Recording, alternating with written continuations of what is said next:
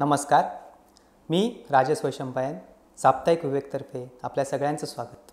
आजच्या या आपल्या भागामध्ये आपण भारतीय विचार क्षेत्रामध्ये अर्थशास्त्रीय विचार, राजनीतिशास्त्रीय विचार, त्या विचारामधला अतिशय प्रभावी असा विचार प्राचीन कालखंडामध्ये ज्यांनी मांडला त्याचा, चाणक्याचा, कौटिल्यचा, आपण आज त्याचा विचार पाहणार आहोत, त्याचं तत्त्वज्ञान पाहणार आहोत. इसवी सन पूर्व 4थं शतक आपण म्हणू शकतो की या शतकामध्ये भारतावरती पहिल्यांदा सिकंदरचं आक्रमण झालं, अलेक्झांडरचं आक्रमण झालं. त्या आक्रमणानंतर एक अशी स्थिती निर्माण झाली होती की जिथे वायव्य भारतामध्ये अनेक लहान लहान राज्य जी होती ती राज्य त्याच्या आक्रमणासमोर टिकू शकली नाहीत. त्यांनी खूप मोठा लढा दिला, पण त्या लढ्याला एकत्रित असं स्वरूप किंवा एकत्वाचं स्वरूप नसल्यामुळे, संघटित स्वरूप नसल्यामुळे ते असे वेगवेगळे प्रयत्न, पण ते निष्फळ प्रयत्न झाले. पुढे अलेक्झांडर निघून गेला, पण त्यानंतर एकूणच या सगळ्या राजकीय स्थितीवरती असं अनेक विचारवंतांच्या लक्षात आलं किंवा एकूणच त्या कालखंडामध्ये निर्माण झालेला जो राजनीतिशास्त्र विचार होता, अर्थशास्त्रीय विचार होता, त्या विचारात आणि त्या विचारवंतांना एक असं नवीन गोष्ट उमगली की भारताला किंवा एकूणच या संपूर्ण भारतवर्षाला एका संघटित शक्तीची आवश्यकता आहे, साम्राज्याची आवश्यकता आहे, आणि जी देशव्यापी उभी राहील आणि पुढे असं कधीही संकट आलं तर त्याला ती तोंड देऊ शकेल. त्याच विचारातून आपण म्हणू शकतो की चाणक्याची किंवा कौटिल्यची ही पूर्ण राजकीय, सामाजिक, सांस्कृतिक पार्श्वभूमी उभी राहते. म्हणजे परंपरा आपल्याला असं सांगते की कौटिल्य किंवा चाणक्य हा चंद्रगुप्त मौर्याचा गुरु होता, त्याचा महामंत्री होता, आणि त्याच्या मार्गदर्शनाखाली चंद्रगुप्त मौर्याने नंद साम्राज्याचा पाडाव केला आणि मगधावरती मौर्य साम्राज्य निर्माण केलं. आणि त्या मौर्य साम्राज्याने संपूर्ण भारत, अगदी पुढे गांधार म्हणजे संपूर्ण अफगाणिस्तानपासून ते खाली कर्नाटक आणि तमिळनाडूच्या सीमेपर्यंत हे राज्य निर्माण केलं. हा जो एकूण साम्राज्यवादी किंवा ह्या साम्राज्याचा जो इतिहास आहे, त्या इतिहासाच्या मागे आपण म्हणू शकतो की कौटिल्याने जो ग्रंथ लिहिला अर्थशास्त्र, त्या ग्रंथाचा एक पाया आहे. अर्थशास्त्र ही जी एक वेगळी विद्याशाखा होती, या विद्याशाखेचाही स्वतःचा एक वेगळा इतिहास आहे. म्हणजे ज्या वेळेला वेदत्रयींचा किंवा धर्मशास्त्रांचा विकास होत होता, उपनिषदांचा विकास होत होता, त्याच कालखंडाला किंवा त्यालाच पॅरलली अर्थशास्त्रीय विचार हा विकसित होता. आपण जी पुरुषार्थाची संकल्पना आधी पाहिली होती, त्रिवर्गाची संकल्पना पाहिली होती, त्यामधले धर्म, अर्थ आणि काम या तिन्हीपैकी अर्थाला जो प्राधान्य देतो तो अर्थशास्त्रीय विचार. म्हणजे हे तीनही पुरुषार्थ अन्योन्याश्रित आहेत, पण त्यापैकी धर्म आणि काम हे कायम अर्थावरती अवलंबून असतात. त्यामुळे अर्थामध्ये प्रगती होणं, संपूर्ण भरभराट होणं आणि त्यावरच बाकीचे पुरुषार्थ त्यांची भरभराट होत असते, अशा प्रकारचा तो विचार होता. त्यामुळे काही जे आधीचे विचारवंत होते, बृहस्पती असतील, औशानस असतील किंवा आंभीय असतील, त्यांनी संपूर्णपणे म्हणजे अगदी धर्मातलं वेदांचं महत्त्व असेल किंवा त्या अनुषंगाने वाढलेल्या विचाराचं महत्त्व असेल, त्या विचाराचं महत्त्वच झुगारून दिलं आणि संपूर्णपणे एक भौतिक, ऐहिक विचार हा अर्थशास्त्राच्या दृष्टीने मांडायला सुरुवात केली होती. पुढे धर्मसूत्रांनी, मागच्या आपल्या भागामध्ये आपण पाहिलं तसं, या दोन्ही विचारांमधला म्हणजे एका बाजूला पारमार्थिक विचार, धार्मिक विचार, दुसऱ्या बाजूला ऐहिक विचार, भौतिक विचार, ह्या अशा वेगवेगळ्या विचारांचा एक वेगळा संगम आपल्याला धर्मसूत्रांमध्ये झालेला दिसून येतो. त्यामुळे इसवी सन पूर्व 4थ्या शतकामध्ये जेव्हा कौटिल्य अर्थशास्त्र लिहित होता, तेव्हा त्याच्यासमोर हा असा पूर्ण एक वैचारिक इतिहास, या विचारांचा इतिहास होता.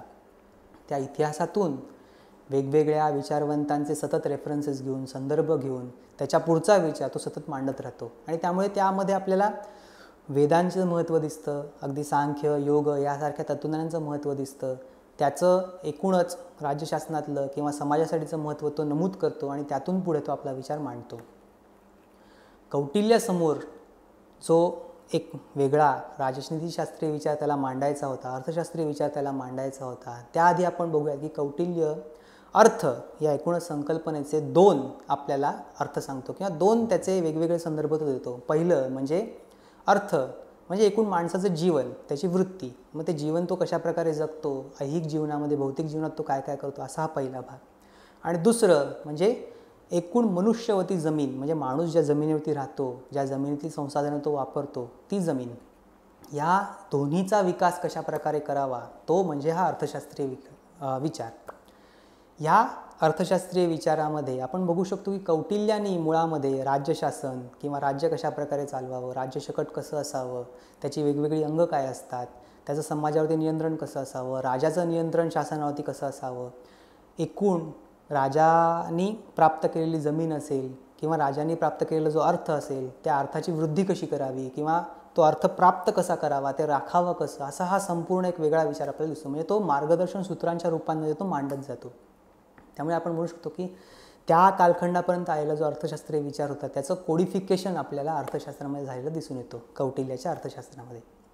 तिथे या ग्रंथाचा जर आपण विचार केला तर एकूण त्याच्यामध्ये 15 अधिकरणं आहेत.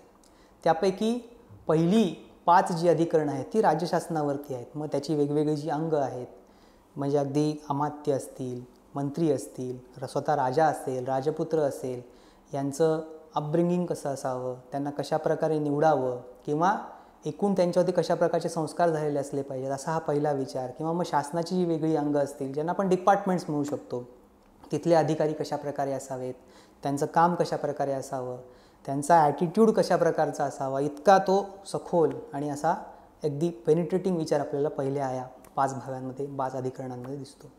त्या पुढची जी 8 अधिकरणं आहे त्या अधिकरणांचा विचार हा तो करतो की त्याच्यासमोर एक विजिगीषू राज्य आहे, ज्या राज्याला आपल्या अर्थाची वृद्धी करायची आहे, संपन्न व्हायचं आहे.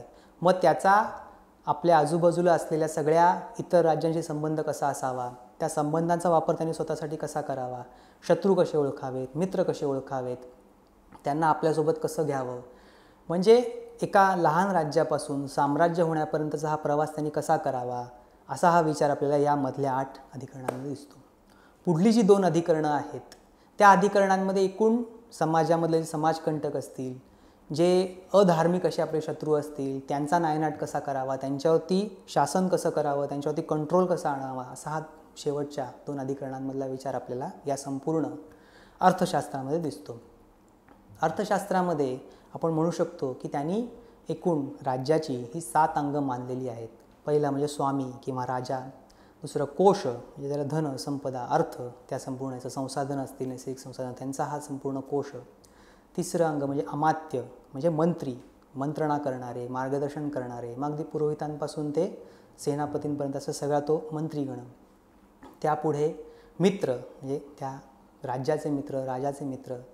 त्यानंतर दुर्ग म्हणजे एकूण रक्षण व्यवस्था, रक्षा व्यवस्था, मग त्यामध्ये सैन्य आलं, वेगवेगळे दुर्ग आले, सिक्युरिटी ज्याला आपण म्हणतो तो हा संपूर्ण भाग.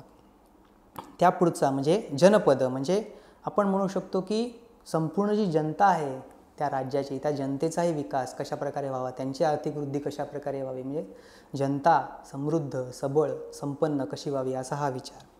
आणि त्यासोबत आपण म्हणू शकतो की शेवटचा विचार तो म्हणतो की दंड म्हणजे दंडनीती. दंड हे स्वामीच्या हातामध्ये असतो, राजाच्या हातामध्ये असतो आणि त्यांनी त्या दंडाच्या मार्गाने कायम धर्म स्थापन करत राहिलं पाहिजे किंवा धर्माचा एकूणच आपण म्हणू शकतो की जो समाजामध्ये असलेला धर्म आहे त्याचं नियमन, जी धर्माची गती आहे, जे चक्र आहे ते सतत फिरतं ठेवणं, असा हा तो भाग. त्यामुळे दंड अशा ह्या 7 अंगांमध्ये त्यांनी संपूर्ण राज्याचा हा विचार केलेला आहे. चाणक्य किंवा आपण कौटिल्य म्हणू शकतो. कौटिल्याचं बरेचदा असं आपण पाहतो की पुढे अगदी नंतर झालेल्या मॅकियावेली या एका म्हणजे इटालियन विचारवंताशी त्याची बरीच तुलना केली जाते. म्हणजे दोघेही कुटिल किंवा कठोर उपाययोजनांचे समर्थन करतात किंवा सर्वसामान्यांच्या आयुष्यासाठी किंवा समाजासाठी जे नीतिनियम असतात ते नीतिनियम बाजूला ठेवून राजांनी वागावं, आपल्या शत्रूंचा नायनाट करावा किंवा आपल्याला हवं ते साध्य करावं, अशा प्रकारचा हा विचार ते दोघेही त्याचा पुरस्कार करतात. पण आपण बघू शकतो की कौटिल्याचा जो विचार आहे त्या विचारामध्ये एक मोठा फरक असा आहे की त्यांनी राजा किंवा स्वामी किंवा एकूणच कुठलाही अधिकारी असेल त्या अधिकाऱ्याचं सुख, त्याचं कल्याण हे कायम त्यांनी प्रजेच्या सुखात आणि कल्याणात पाहिलं पाहिजे. धर्मामध्ये पाहिलं पाहिजे, समाजामध्ये धर्म स्थापन असेल, धर्माची वृद्धी होत असेल, अर्थाची वृद्धी होत असेल आणि त्या अनुषंगाने नियंत्रित असा सगळा जो समाज असेल त्या समाजाची कायम वृद्धी होणं, त्याच्यावरती शासन राहणं, नियंत्रण राहणं आणि एक एथिकली चांगला असा समाज, चांगलं असं राज्य सातत्याने उभं करत राहणं, त्याची विकास करत राहणं, ह्या शेवटच्या साध्यासाठी राजांनी हे कुठल्याही प्रकारचं मार्ग अवलंबला पाहिजे कुठल्याही प्रकारचा, मग तिथे त्यांनी नीतिपत्ता किंवा नैतिकतेचा विचार नाही केला तरी चालेल, पण एकूण हे अंतिम साध्य हे कायम धर्माधिष्ठित असं कौटिल्य मानतो. त्यामुळे हा एक मोठा फरक आपल्याला त्या दोघांमध्ये पाहता येतो. म्हणजे हा जो संपूर्ण कौटिल्याचा विचार आहे असं आपण म्हणू शकतो की त्यावरती पुढेही अनेक विचारवंतांनी कार्य केलं. मग अगदी त्या अनुषंगाने कामंदिके नीतीचार असेल, सोमदेव सूरी असेल, असा एक वेगळं पूर्ण स्कूल आपण म्हणू शकतो की अर्थशास्त्रांनी उभं केलं राजनीतिशास्त्राचं. पण यामध्ये फरक फक्त इतका आहे की जे या संपूर्ण याच्या म्हणजे मार्गदर्शक सूत्राच्या अनुषंगाने कौटिल्य मांडतो त्यामध्ये मग राज्याची उत्पत्ती, त्याचा विकास किंवा नागरिक, राज्य, राजा या ज्या सगळ्या वेगवेगळ्या संकल्पना उभ्या राहिल्या त्या संकल्पनांचा असा विचार फार तो करत नाही, त्याचा अनुषंगिक विचार तो करतो. त्या उलट तो सातत्याने एक प्रॅक्टिकल गाईड हे देतोय. म्हणजे तो कोडिफाईड असा हा आपल्याला अर्थशास्त्रीय विचार इथे झालेला दिसून येतो आणि त्याचा पुढे विकास झाला. त्याआधी जे अनेक विचारवंत होऊन गेले, मग अगदी भारद्वाज असतील, विशालाक्ष असतील किंवा मगाशी जर सांगितलं तर बृहस्पती, औशानस, आंभीय या अशा वेगवेगळ्या विचारवंतांचा विचार ध्यानात घेऊन त्याच्या पुढचा विचार कौटिल्य देतो आणि त्या विचारांचाही एक इतिहास त्यांनी तिथे मांडलेला आहे. अशा प्रकारे आपण म्हणू शकतो की अर्थशास्त्राचा विचार हा इसवी सन पूर्व 4थ्या शतकामध्ये उभा राहिला आणि त्याचा परिणाम हा पुढच्या संपूर्ण भारतीय इतिहासावरती झालेला आपण पाहू शकतो. या व्हिडिओसोबत आपण एकूणच त्या ग्रंथाचा अभ्यास करण्यासाठी, त्या कौटिल्याचा अभ्यास करण्यासाठी काही लिंक्स दिलेल्या आहेत, त्या आपण पहा, त्यांचा अभ्यास करा, विचार करा. हा व्हिडिओ जर आवडला असेल तर नक्की लाईक करा, शेअर करा आणि साप्ताहिक विवेकच्या यूट्यूब चॅनलला आणि फेसबुक पेजला नक्की सबस्क्राईब करा. धन्यवाद.